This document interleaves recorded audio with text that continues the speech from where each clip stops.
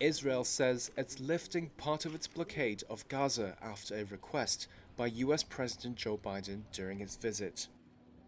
Tel Aviv said on Wednesday it won't stop aid entering Gaza from Egypt, and the US says Egypt has agreed to reopen its border crossing to let some aid flow into the enclave.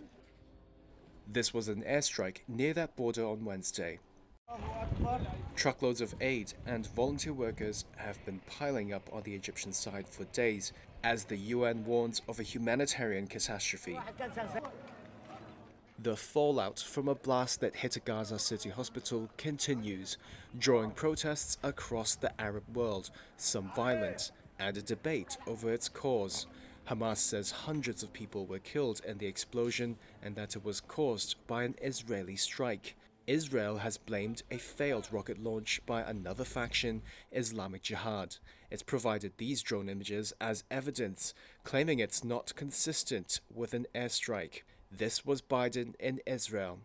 Based on the information we've seen to date, it appears the result of an errant rocket fired by a terrorist group in Gaza. The United States unequivocally stands for the protection of civilian life during conflict, and I truly grieve for the families who were killed or wounded by this tragedy. The White House National Security Council echoed Biden in Washington, saying the U.S. assessment was based on analysis of overhead imagery, intercepts, and open source information. The Israeli military is also accusing Hamas of inflating the number of dead, and it has released an audio conversation it claims is between two Hamas militants discussing a misfired rocket from Islamic Jihad. Islamic Jihad has denied blame.